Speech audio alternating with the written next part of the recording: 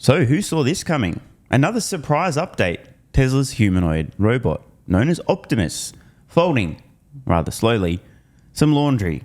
Another, out of absolutely nowhere, massive progress update on what will in the future, possibly, if not almost definitely, be the single most useful consumer product in the history of humanity. No hyperbole. Now, admittedly, a little bit slow, but if you know, you know. This is a stunning demonstration of incredible capabilities here. Now, this is being played at real speed at the moment, 1x speed, just for the sake of interest. I'm now going to quadruple the speed so you guys can see what it might look like if it was moving a little bit quicker. Again, this is a mind-blowing demo, but obviously still super early days, and there's a caveat to come as well. So let's speed the video up now and see. Okay, now I'm going to play this back at 4x speed to give you an idea of what it might look like at more human-like speed. Giving obviously a bit of a hint, there's still a lot of room to go, but this demo right now is showing insane progress. Remember, just a couple of years ago, Tesla first unveils this thing. Then out of absolutely nowhere, we have the surprise egg handling demo, and now this, another useful task. Think about the future when Optimus has nailed its ability to manipulate things, to fold clothing, do laundry, dishes, cooking, prep, clean up, you name it, in the home. Optimus is going to be an absolute game changer. Now, am I hallucinating, guys? Am I imagining things? I can't quite tell from the resolution of this video, but are we possibly seeing 4680 battery cells on a table here with a humanoid robot, possibly being trained to manipulate and handle said cells? If not, anyone have any ideas what these might be? Now, I literally don't know for sure. It's very hard to tell. These kind of look almost squared off, so I don't know. But at some point in the future, there may be more there as well. These robots are going to be deployed in Tesla's own factories first. Tesla will be their own first customer. This will allow Optimus to become more capable in a factory/warehouse setting, and then ultimately become a product that other companies will want to purchase to do labor in their own factories. And it's not where it will end. As we can see, we're seeing an Optimus humanoid robot here being trained to do household tasks as well. This is what general purpose, intelligent humanoid robots are all about. Tesla isn't creating a robot with a very narrow set of abilities. It has a human form, human-like hands. It's going to be trained to do essentially any task a human can. So it's worth taking a moment to consider the rate of progress we're seeing here on Tesla's humanoid robot. A lot of people, when they heard about this, thought it was a joke, a stock pump, Elon's crazy, just make cars, Elon, and so on.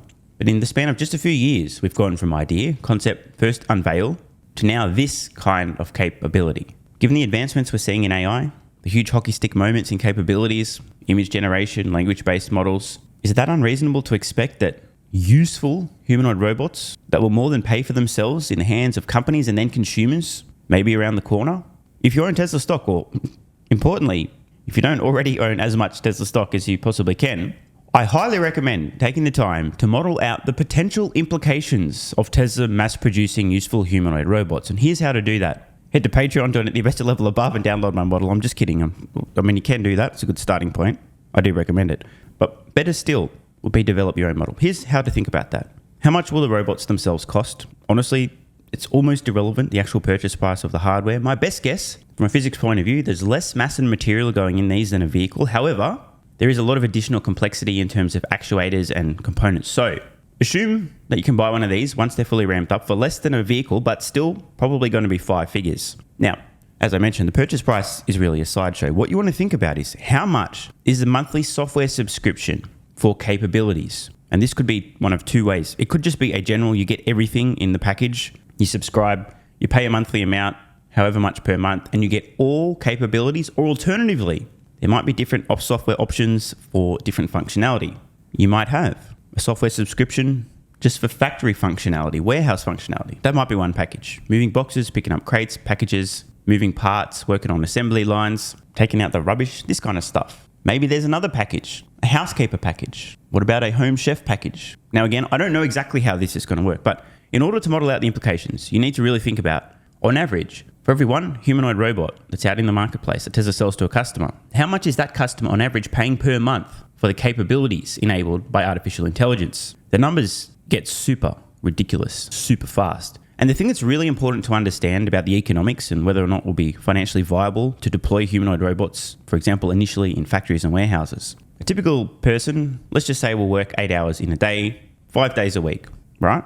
A humanoid robot does not require rest, sleep, Maybe you could argue there's some time required for charging, but alternatively, it's also possible that they could run with a plug in their ass, so to speak. I mean, some people are into that, in which case they may not need to stop at all for charging. But let's just use some really simple numbers. A humanoid robot could, in theory, work approximately 3 times as many hours in a day, 24 instead of 8, and instead of 5 days a week, could work 7.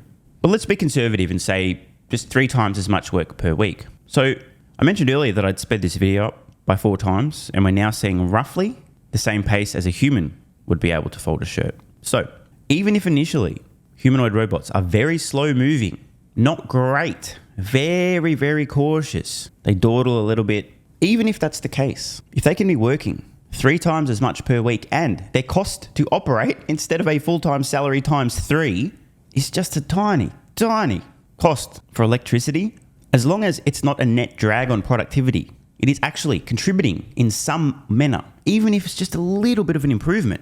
These things will pay for themselves and then some. And over time, as they become more capable, things get ridiculous. Just think about this for a moment. In a typical automotive factory in the United States, average worker comp per year, 6 figures. Let's just use some nice simple numbers again.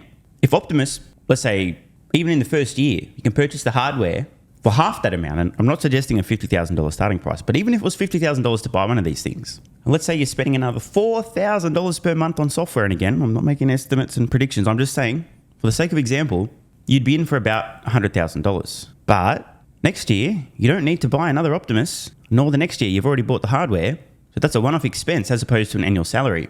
And if over time, the functionality and capabilities of this thing continues to increase and improve, if I were a worker whose job it is to do boring, repetitive, and simple tasks in a factory setting, a warehouse setting, in a home setting, I would be deeply concerned about my ability in the future to contribute and offer value in the marketplace when competing with a humanoid robot. At some point, I personally believe it will become a no-brainer for companies first, and then businesses, not just companies producing products in a warehouse/factory type of setting, but think about restaurants, the service industry, housekeepers, cleaners, janitors. Sky's the limit.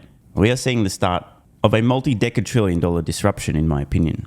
If you thought electric vehicles was a big opportunity, if you thought energy storage, if you thought autonomy and robotaxis were a big opportunity, an increasingly intelligent and capable humanoid robot dwarfs all of those combined by multiple orders of magnitude. If you fail to understand the potential here and see what's happening, you probably work on Wall Street. Wait, did I say that out loud? How obnoxious. Seriously though, as I mentioned earlier, I implore you, please take the time to model out the potential implications of a useful humanoid robot.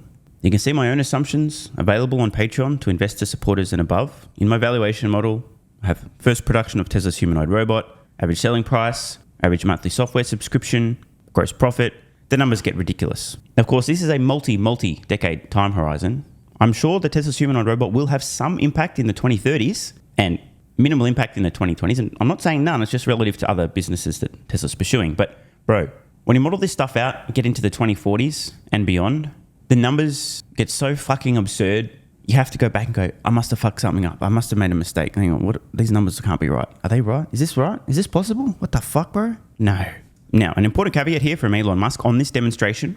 Important note, Optimus cannot yet do this autonomously, but certainly will be able to do this fully autonomously and in an arbitrary environment, which won't require a fixed table with a box that has only one shirt. The demonstration we've seen here with the Optimus humanoid robot, and again, if you're watching this right now, this is still at 4 times playback speed with my browser plugin.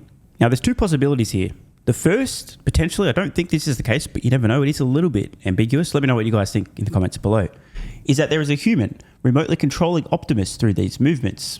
Possible, maybe, I don't know for sure, but a few people are speculating about this. I wouldn't put my money on it though, but if that's the case, sign me up please. I'll hire somebody overseas where I can pay them an incredibly high income, which is still a fraction of what I'd pay locally in Australia, so somebody can fold up all my Tesla stonk to the moon and Tesla hodler and don't bet against Elon shirts. The second, of course, and I think this is more likely, but again, I don't know, just pure speculation. The bot has been trained to fold this item on this table from this basket. In other words, if you were to put it at a different table, different height, different shape, different size, different basket, different pile of laundry, different dimensions, it would probably struggle. But again, this is an early demonstration of future capabilities. And it's absolutely mind-blowing if you have a mind to blow in the first place. In unrelated matters, a post here on X from Gary Black, always insightful.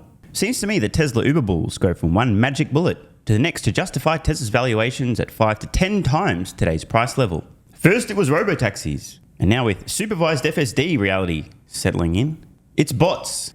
Let's just continue reading. Tesla retail investors should distinguish between economics today, EVs, energy, charging, and high-risk future projects, which should be viewed like options. So Tesla price targets don't get unmoored from reality. Now, I actually do agree with this in terms of looking at future projects as high risk. This is precisely why my own Tesla valuation model, which again you can access on Patreon, link in description, at the investor level and above, isn't a single model.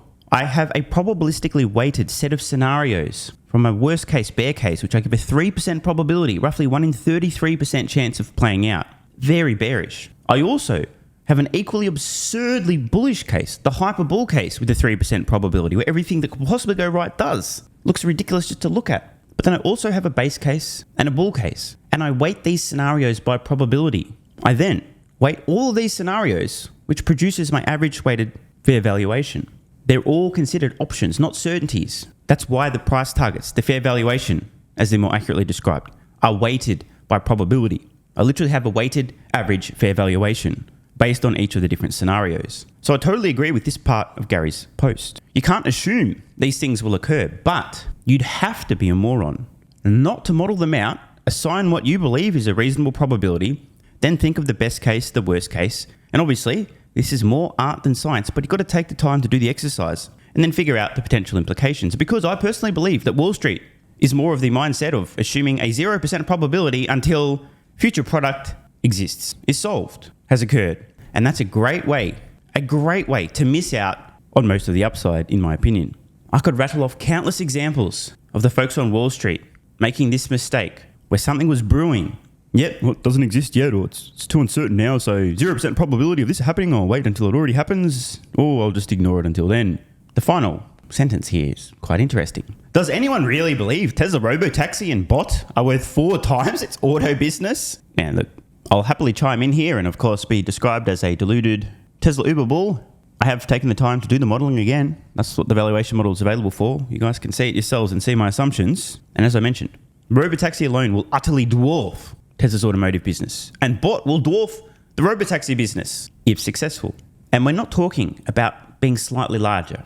I mean, it's going to make the EV business look like a fucking rounding error. And if that's the case, if Tesla has a future option or multiple options with a high probability of executing, that could be 10 times, 20 times, 50 times, 100 times the scale of the EV business when fully ramped. Would it be unreasonable to be valuing them at 4 times more than the current auto business today?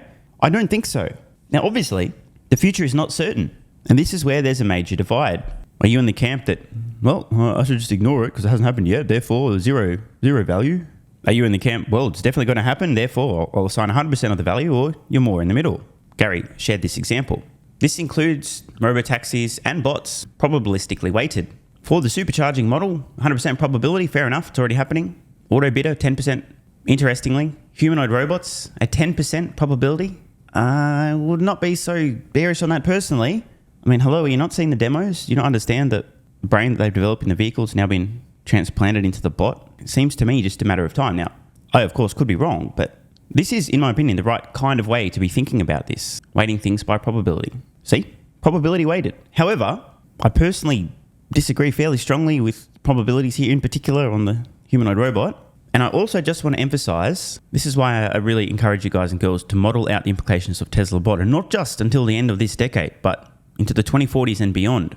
Let's take, for example, this model. Forget everything other than the trend in these numbers for the bot. Okay, I'll remove all context, but just look at the growth in the numbers. We go from 1 to 11, that's a 10x or so.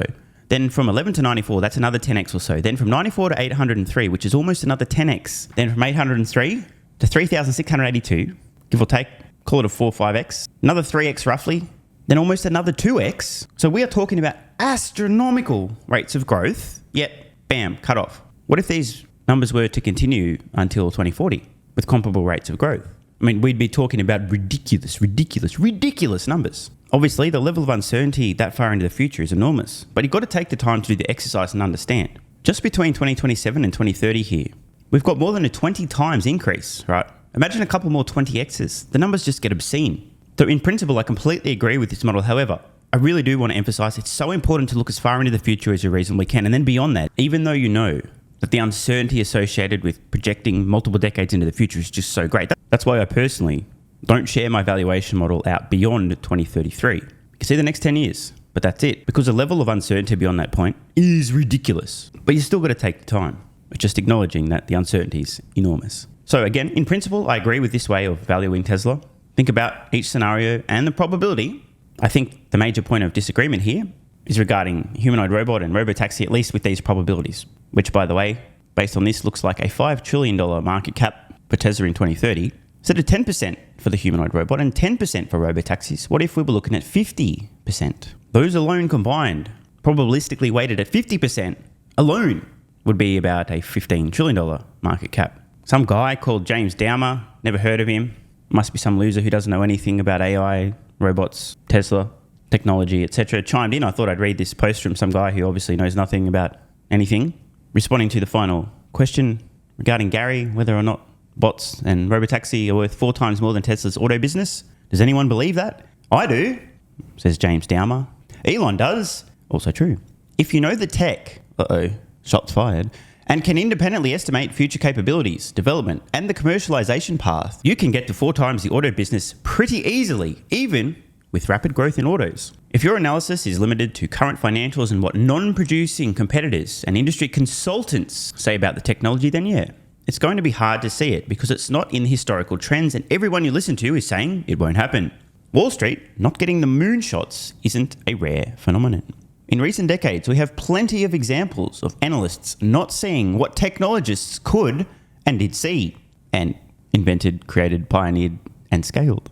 This happens even with, perhaps especially with, companies that get lots of attention and already have a significant market cap. E.g., at the end of 2007, after the iPhone was out, but before it took off, financial analysts weren't seeing it as worth 4 times Apple's Mac business. Some saw it as a net drag on earnings, but less than 5 years later, it was 4 times the net earnings of the Mac business. And today, the non-Mac stuff is 20 times Mac earnings. Even though the Mac business has grown, Wall Street didn't miss it for a lack of looking. They just weren't equipped, more shots fired, to look at it in the right way. I think this is a brilliant articulation from James Dowmer, who again is just some loser who doesn't know anything, especially about AI or robots, so you should ignore everything he says. But anyway, let's keep reading it, even though he's not credible. Wall Street didn't see it, but seeing it was possible. Nail on the head, James. He goes on, I'm still holding all the Apple I bought back then. It's given me a 20% CAGR, compound annual growth rate, not counting dividends, by the way. Should we do the math on that? I'll do a bit of a shortcut. The math nerds can do the actual numbers. I just wanted to show you guys visually. I think it'll probably reach a few of the viewers a little bit more clearly than a number. Let's just say hypothetically James bought in April. Whatever, it doesn't really matter. Sometime in 2007, dude has seen a 5,000+% return on his Apple stock. That's 500 times. For context, let's just imagine that James had a shitload of money back then and decided to invest $1 million. That would currently be worth $500 million. And this, ladies and gentlemen, is the entire point. A 500 times increase, predominantly driven by a business line that Wall Street ignored, didn't see, disregarded, or laughed about potential future value because it had not yet happened. Could the Tesla robotaxis and then humanoid robot be yet another example of this very scenario playing out? I obviously don't know the answer to that question. I'm just asking you. So I want to leave you guys and girls with a final question. Forget the timeline. This is just more of a yes or no type of question. Will Tesla be successful in mass producing a useful humanoid robot such that consumers are willing to pay more than the price it costs for Tesla to produce the robot, e.g. for the hardware, and subscribe or even pay a large sum for outright lifetime ownership of software, but more likely subscribe monthly for software that enables certain and or all capabilities for this useful humanoid robot? Will Tesla be successful ultimately in producing this product at volume, profitably? This is another way of thinking about the probability. If the answer is yes, the probability you would assign to this is about 100%. The question around timing, there's a great deal of uncertainty there and you can get too bogged down in the details. Oh, what if it doesn't happen until X date? Who cares about that? The question is, will Tesla be successful ultimately? Because if they will, you don't want to be one of the folks who failed to model out the implications of Tesla successfully ramping a humanoid robot to scale. A humanoid robot with increasing capabilities, increasing intelligence, one that could literally scale up the size of the global labour market. Alternatively, you could just wait until after the fact. After all, when there's still people buying Apple stock today, 500 times more than folks like James Downer were paying back in 2007. Personally, I'd prefer to be buying before the 500x than after. But hey, that's just me, some deluded Tesla Uber bull who doesn't wear a suit and is therefore unqualified to understand opportunities. I don't even have an MBA and didn't even go to a Ivy League university, so I obviously know nothing. Therefore, you should ignore me. But what you shouldn't ignore is the potential of Tesla's humanoid robot. And remember, if you guys do want to see some of the assumptions I personally have, click the link in the pinned comment, head over to Patreon, join the investor level and above, have a look at my valuation model. Look forward to the next surprise update on Tesla's humanoid robot. And again, are these 4680 cells? Any sleuths want to try and figure this out? I mean, they don't quite look right, but it's really hard to tell with that perspective. They kind of look flat. Who knows? Want more content?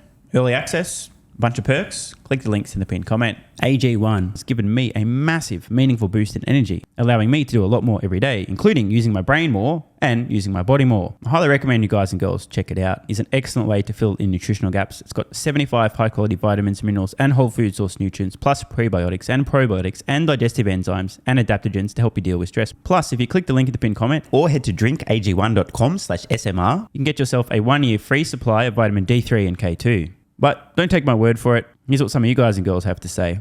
AG1 has changed my life. I was, as you described, treating myself like a circus, ate like trash, rarely exercised, used alcohol as a stress crutch, cannabis also. AG1 is what gave me the kick in the ass, got me back to the gym, motivated me to do more for myself, family, my business, etc. Keep doing what you do. Now, I know there's some skeptics, the same kind of people who think Elon Musk is a fraud, reading this going, what do you thought? There's no way that's possible, bro. It must be a placebo effect. Believe it or not, this is a recurring theme. If you give your body everything it needs to feel and perform its best, including having a lot more energy, you'll need ways to use that energy. For me personally, that includes more exercise, moving my body more social activity, and more cognitively demanding tasks, including producing a fuck ton of exclusive content over on Twitter and on Patreon, plus my daily YouTube uploads. The proof's in the pudding. On to another testimonial from a viewer of this channel. SMR, you asked me to provide feedback on AG1. Here it is. It has helped with mental acuity, stamina, and intestinal waste management.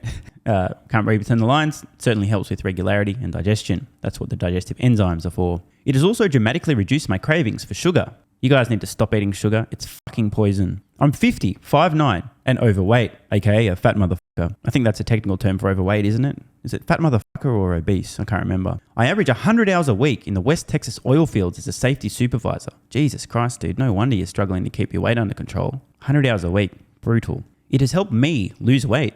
It is not an appetite suppressant. It can help fat people suppress cravings, and motivation to be healthier is critical for changing your diet. Love you, brother. Again, this is a great point and something people really don't seem to grasp. If you have more energy, everything becomes easier. It's like turning on easy mode for life. A few years ago, before I was taking AG1, my health was trash. I was struggling to get through the day, had afternoon fatigue. The last thing I wanted to do was either use my brain or move my body. Didn't have the energy. Now, my biggest struggle every day is figuring out ways to use that energy. I'm exercising way more, doing a lot more with my friends and family, and of course, my work output has increased substantially. And you can fact check me.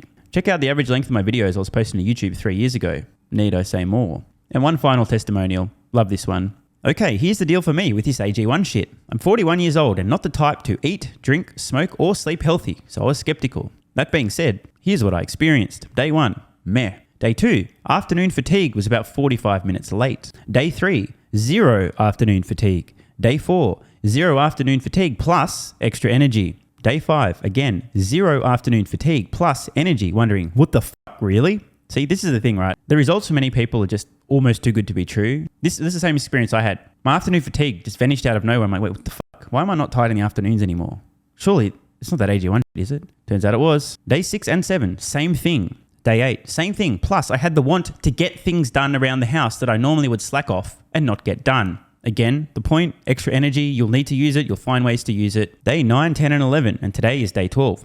I fucking love it. So however you managed to get me to buy it, I'm so glad you did. Thank you so much, SMR. It really changed me so far. Guys, this shit really works. Just try it. By the way, this is the reason I continue to relentlessly promote AG1. A lot of people get real fucking mad in the comments. Oh my God, snake oil salmon sold out. Oh my God, he's a scammer. This is fraud. But constantly, I'm pretty sure everyone making these comments is also currently short Tesla stock. I'm not particularly concerned about people having a negative perception, those folks suffering from small brain syndrome, still living in my bum's basement syndrome, etc., writing mean comments, claiming AG1's a scam or it doesn't work. I mean, bro, when I get feedback like this is what keeps me going. Just try this stuff for a month, and if you don't get these results, get your money back. See, it's a literal no-brainer. It's an IQ test at this point in time. Testimonial after testimonial after testimonial like this. Get your money back if it doesn't work. Just try it for a month, and if it doesn't work, get your money back. Today's the day. It's finally time. Be like this guy who was a massive skeptic, but finally, after 1,000 promotions in a row, caved in, tried AG1, and has results like this. Head to drinkag1.com/SMR or click the link in the pinned comment, and please, let me know how you're feeling in a few weeks' time.